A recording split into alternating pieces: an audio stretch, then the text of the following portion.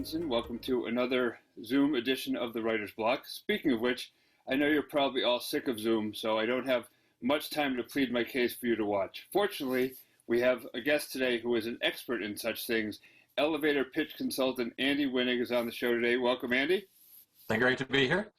Yeah, Andy is a magna cum laude graduate of Yale, who worked for many years in technology, in the speech recognition and telecommunications world, so he knows about talking and technology. And he actually was the first fish window cleaning franchisee in Massachusetts. You've probably seen the red trucks around. He sold that business after 18 years to focus on business networking and raising his two daughters, so we have something else in common. Along the route, he found that the typical advice about making business and making business contacts was not really working. So he did a lot of research and came up with this book right here, the Elevator Pitch Handbook, which is already proving handy to me, and I know it's been handy to a lot of other people. And so we're going to talk to Andy about how he came up with his system and what it's done. So I guess the first appropriate question would be, you talk about pleading your case and making contacts in 30 seconds. So in 30 seconds, tell me why you should be on the writer's block. Well, that's a great question. The process of doing this is really important in starting conversations. And so I know the writer's block is all about writing. And I figured this out, and then I decided to write it down. And so the process that we go through is what we're going to talk about today, is how I came up with it and how I decided to write it down and how it became a book and how I got through writer's block along the way. And time. Very good. Anyway, how did you come to be an elevator pitch expert? When did you realize that you could actually share what you learned with other people and be kind of an authority in this important space? Well, so what happened was I started the window cleaning franchise, and like most franchises or business groups, they said, go out, you can cold call, and I did a lot of cold calling.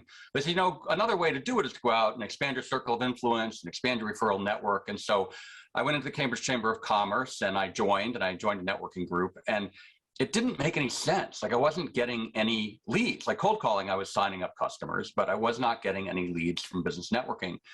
And so the engineer in me, decided there had to be a better way. And so I just started working on it. I started trying different things and working through what would make sense and what would work, and just picked up pieces along the way. I did two kind of early on clients. One was a real estate agent who wanted me to help her with a video for her real estate thing. And this was like 2005, before YouTube and iPhones and all that kind of stuff. So it was an actual video camera.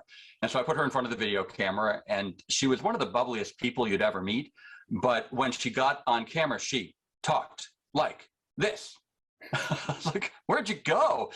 And so I helped her with that. And as part of that, I helped her with her presence on camera, but I also helped her with the words that she was using. And then a lawyer from that same networking group hired me to help him. And at the end, I ask a question that I now always ask my clients at the end, because it's a great way of getting at your elevator pitch. I say, do you mind me asking the top 3 reasons you decided to work with me? Once again, I asked, do you mind me asking the top 3 reasons you decided to work with me? And he said, you're an elevator pitch coach, and I needed help with my elevator pitch, so I hired you. And the interesting thing was that I had never called myself an elevator pitch coach up until that point, but I have ever since. And so that's kind of how I became the elevator pitch coach. And it was just, learning what I learned and kind of putting things together and trying things out. And, I just came up with a way that does help people talking about it. So it's my understanding the term comes from you're caught in an elevator with someone you want to connect with, you don't have much time. Do you know when the term was coined? I don't know when it was coined. I do know that probably the worst time to use a 30-second elevator pitch is when you're actually in an elevator.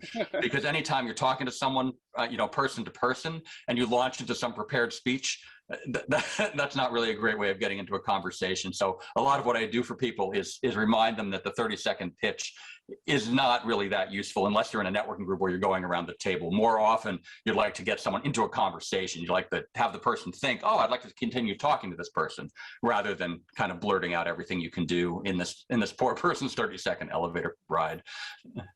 Yeah, I remember years and years ago, I had pitched a couple stories to Esquire, and I ended up somehow on a tour of the Hearst building, and lo and behold, out comes David Granger, who was the editor-in-chief of Esquire at the time, and all I could be was like, hi, Mr. Granger. Exactly. I was a much younger and more naive writer back then, but be that as it may. So you talk about these seeds of conversation. Why are they important, and what are sort of the basic elements that get things started? So conversation is important because nothing happens without a conversation, right? We're human beings and we communicate with each other that way. Socially, we do conversations, and any person that you're working with, any opportunity you're doing, any project you're working on, that all came from a conversation, right? That's the thing I really understood, that nothing happens. And I learned this a lot of ways, but especially through the business, like you have to walk out the door and start talking to people. That's how sales come in.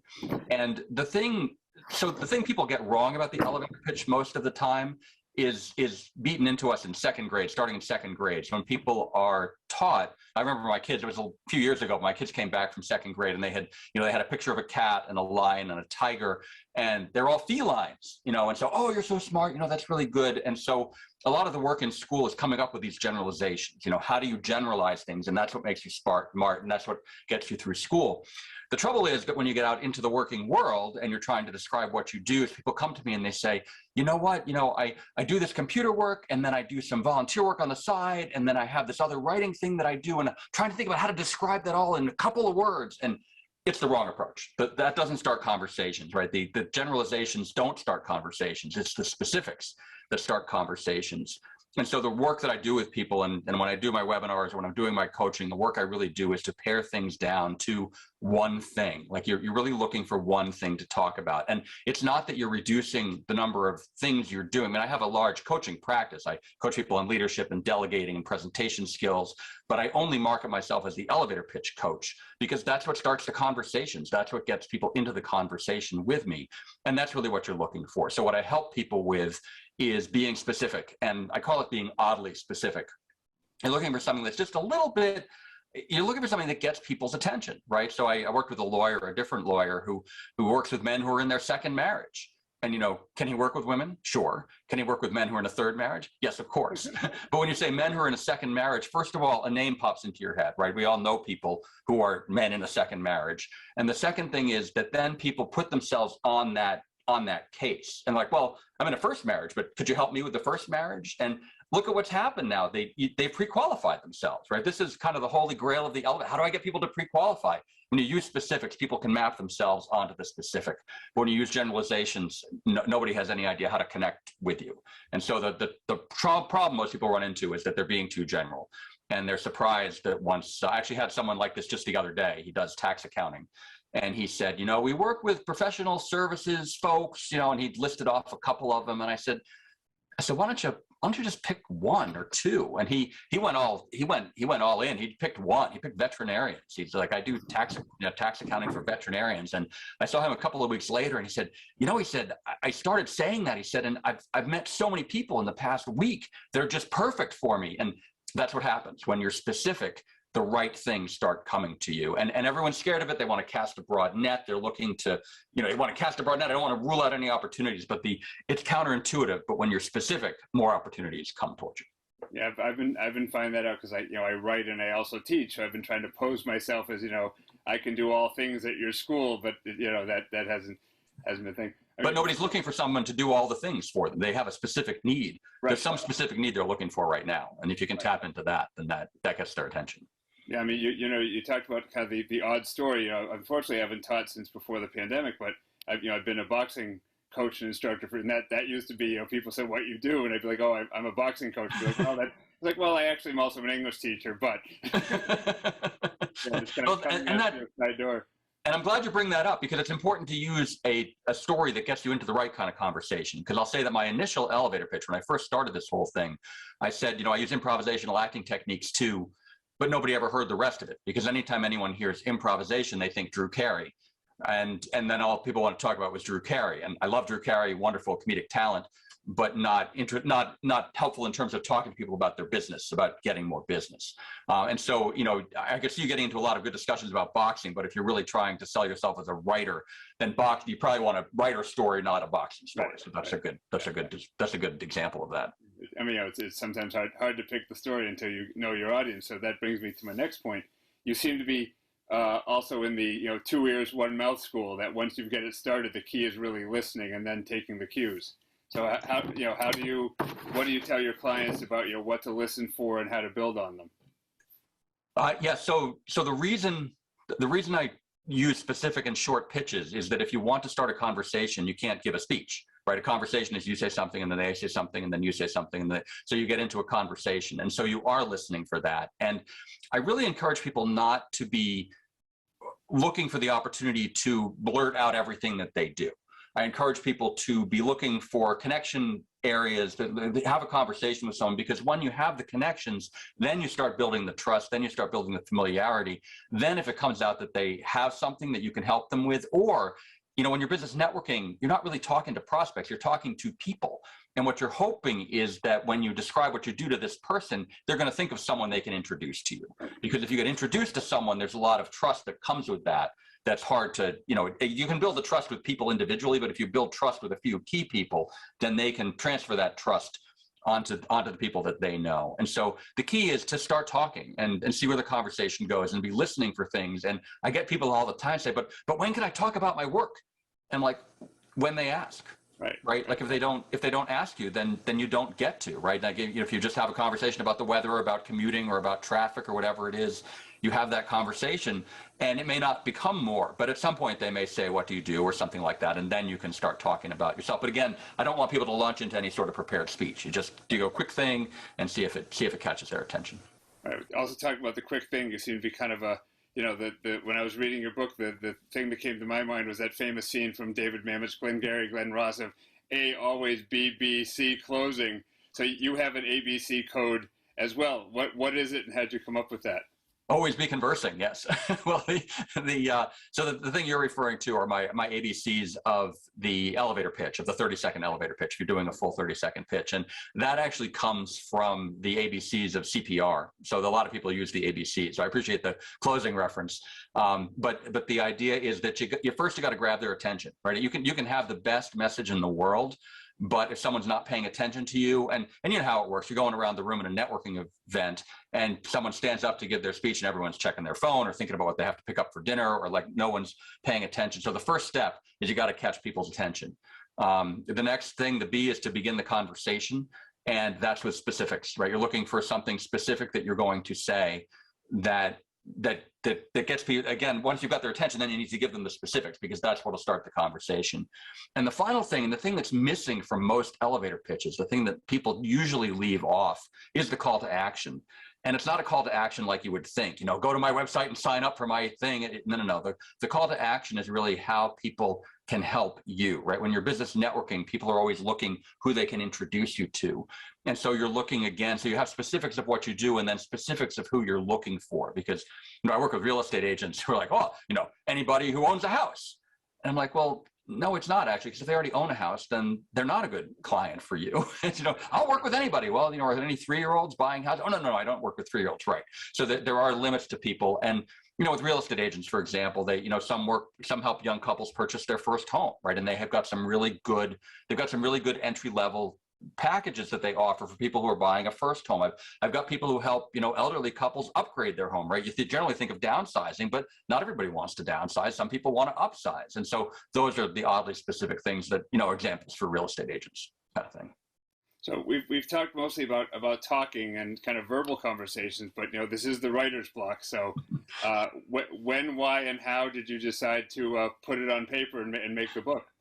Yeah, so, you know, I really appreciate being here, because that is something that I've spent very little time thinking about, but it's been fun thinking about it as I get ready to be here. And the thing that got in my head early on was I wanted to do a newsletter, and it continues to be the best thing. My newsletter has about 15,000 people on it now. But I'll never forget the first one I sent out. I sent it out, I think there were 13 people on the list. You know, I just had some people that I knew, and so I created it and sent out a newsletter. And I started writing a newsletter monthly, and it was a bear. I mean, oh my goodness, it took me hours to come up with a topic and to write it and to edit it and think about it. And what I do now is a weekly newsletter, which I find crazy. You know, I coach people all the time on these kinds of communications, and I say, do not start with a weekly newsletter. There's no way that you have to get better at writing the newsletter. But so I was writing, and I've been writing every week. I've got over 400 posts on my blog now. I just do a lot of writing, and that has been a great way to keep in touch with people and stay on people's radar. Right? You talk about getting people's attention and kind of continuing the conversation. It's been great for that.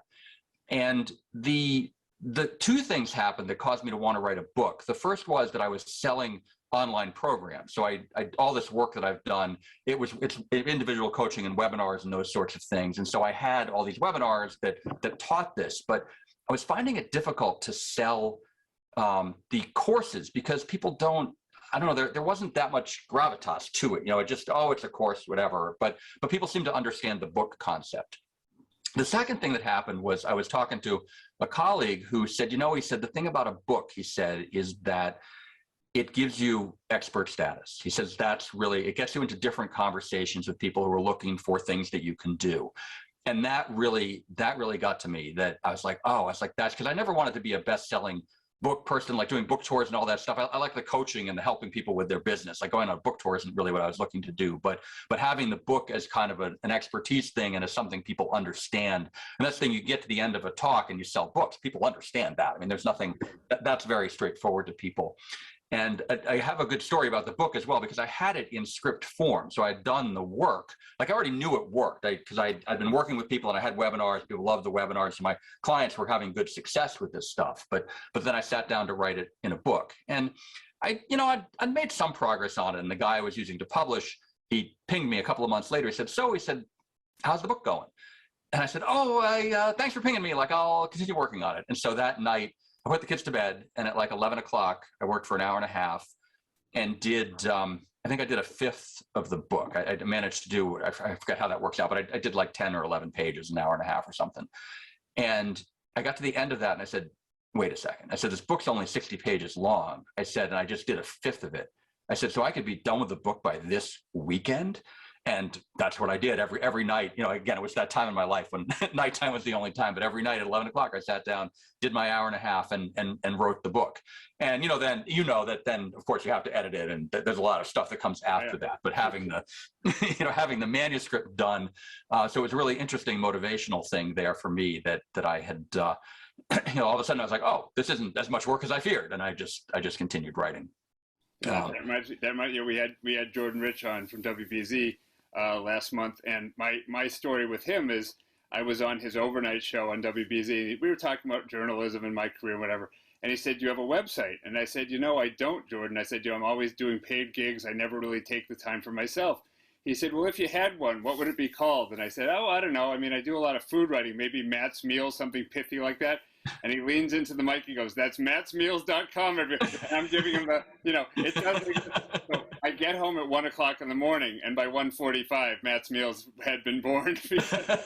I love that. Yeah, that's a great story. Yeah. Yeah. And then, the other thing where you're talking about how you become an authority, I found it to be kind of a double-edged sword, because with my Ivy League book, people think that it's a guide to how to get into the schools, which, I do alumni interviews now, and I don't think I'd get in these days. It's so I think we all feel that way. Yeah. So again, it's a 30-page book. It's just kind of, fun and fun facts and things, but it took 5 years to get the illustrator and find a publisher. And yeah. So, a lot of people who talk to me about publishing, they say, oh, I have a manuscript and, it'll be done in a couple of months. I'm like, not yeah, the manuscript's the easy part, right? The easy part. It's not easy in any stretch, but it's, yeah. How do you use the book? Do you give it to people after your seminars? Do you use it as a reference for your presentations? Or how does it integrate into the rest of what you do? So it's all those things. I mean, I use it, the way that I use it that's kind of unusual is I actually use it as a business card. So I'll give it to people, because people will throw out business cards. They don't usually throw out a book. And so it's a great way of understanding. It's a great way of understanding me. And so I do tend to send it to people when I meet people. And again, if there's a connection, like, it's always interesting to me when I have these coffee meetings with people. Sometimes at the end of the coffee meeting, I'll send them a book, and sometimes I won't. It just kind of depends on how well we connected and what was going on. So I do sell it, elevatorpitchhandbook.com. I mean, it is for sale, out on the web. And, I use it.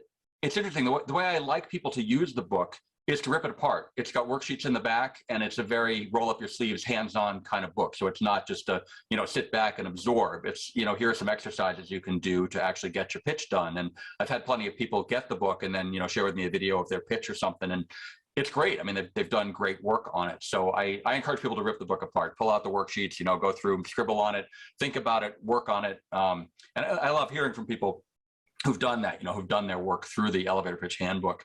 And in terms of, do I use it? I mean, yes. I mean, that's the process I use. Anytime I do my 1 hour coaching program that gets people, from not an elevator pitch to a full 30-second elevator pitch. That is the process I still use. I don't refer to the book because, I know the process, but it is the same process that I use. So you have a separate website for the book. Your main one is Improv Andy. So the elevatorpitchhandbook.com just points to an Improv Andy location. Okay, right. So you had referenced about what is your improv experience and how does that play into things? Well, so the improv experience, there's a quote from someone I forget. Do one thing every day that scares you. And I've been doing theater. I did musical theater for years. I started in middle school and then through high school and college, and then after college I was doing a lot of community theater work in Boston. And I was working in computers at the time, and a friend of mine from high school, her college roommate's husband was starting the Improv Asylum in Boston. And so she's like, hey, let's go. And so we went, and they said, we do improv classes, like you're interested in improv classes. So I wrote down my email address, sure, send me. And so a week later, we're starting improv classes, come and join us. And I was like, no, too soon. And then 6 weeks later, I got another email, hey, we're starting improv. I was like, no, too soon. And then 6 weeks later, they were like, improv. I was like, okay, fine, I'll just do level one. There were 6 levels. I'll do level 1, maybe level 2. Like I'll just get it started. And I got to tell you, Matt, I was hooked. Like I loved improv, and anybody who takes improv instantly sees how you can use it to make business better. And the reason for that is that improv is teamwork. People always snicker and say, yeah, I have improv practice. I'm like, how do you practice improv? But improv, whatever sport you like, sports is improv, right? Because you don't know where the guy's going to hit the ball or shoot the puck or wherever it is. You don't know where the ball is going, but based on kind of what they're doing, you have things that you understand as a team that you do to try to block them or score or do whatever you're doing. And so improv is theater is that way. And for me, I took some of the exercises we did and took them straight to my teams, my engineering teams, and they worked great. And one of the best ones I did was we were doing a presentation for a piece of software we were writing. And I couldn't do another block diagram. I just couldn't bring myself to do another block diagram. And so I pulled all the engineering leads together, about a dozen of us. And I said, hey, what if we act this out?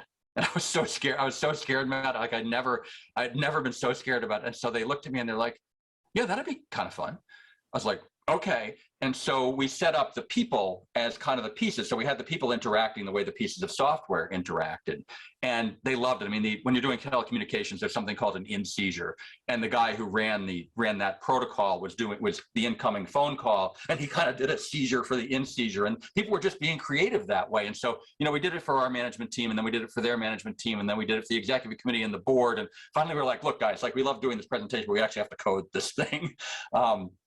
But that really helped me. That really helped me step outside. That created my creativity. I mean, it was really the start of the kind of creativity I was looking for. And without the improv, there's no way when I got laid off at the end of 2001 that I would have had the guts to start a business. To go start the franchise business. And I talk about improv making me comfortable being uncomfortable. Like I just got. It made me comfortable being uncomfortable, so I was willing to try things. And again, the improv, the networking, like I just try stuff. You just say words and people say words back, and that's how improv works. You say words, people say words back, and you try to make sense of it. And so that's really the approach I take to everything. And to me, the improv side of what I do is the creativity. That's what I bring. I say to people all the time, the elevator pitch. People say to me, how's my elevator pitch? And I don't really judge elevator pitches. Like that's not my job. Like what I say to people is, look, the elevator pitches start conversations. How are the conversations that you're starting? Right? If you're happy with the kind of words that you're getting back, you say some words and someone says some words back, and are the words they're saying back helpful to you in your business? And if not, then I come up with other ways of saying it. Right? Well, we can be creative about the ways we talk about what you do that get you the right kind of response. And so that's kind of how the improv works into all of it. And I'll say too that conversation is improv, right? I mean, I'm always, people say to me, well, I can't do improv, and I'm like, okay, well, where's your script? Right. Like what? Yeah. I'm like, where's your script for today? Like, what script are you following? Oh, I don't have a script for today. Right. So you're doing improv. The question is, how good do you want to be at it? And so that's, but yeah, so, and it's interesting because a lot of people teach improv, but I teach business. I use improv as a background to teaching the business skills that I teach. Yeah, I mean, I definitely, even teaching writing with that yes and thing, trying to get from what the student knows to where you want them to go. I have a little bit of a improv background too, and it's really priceless. All right, so let's close how we opened. Give people your elevator pitch, and for why they should call. And we spent a good half an hour talking about all this stuff. Let's wrap it up. Great, thanks. Elevator pitch about elevator pitches. Here we go. So I'm an elevator pitch coach. I help people be clear and concise about what they do and describe their work in a way that helps other people want to learn more, gets other people to want to learn more about them. And the thing that I always include that people tend to forget is you want to have people have a chance to help you, give people a chance to help you. So a great referral for me is a business council or a chamber of commerce that brings in keynote speakers. And in that way, I bring in both what I do for individuals and what I do for corporate, for larger organizations. And that's the elevator pitch. It ends up being simpler and more straightforward than people tend to imagine. Right. Right. Well, yeah, and if they don't, you're the guy to call. Absolutely. Well, it's been educational and a lot of fun to have you. Thank you for the opportunity, and we'll see you all next time on the Writer's Block. Thanks, everybody.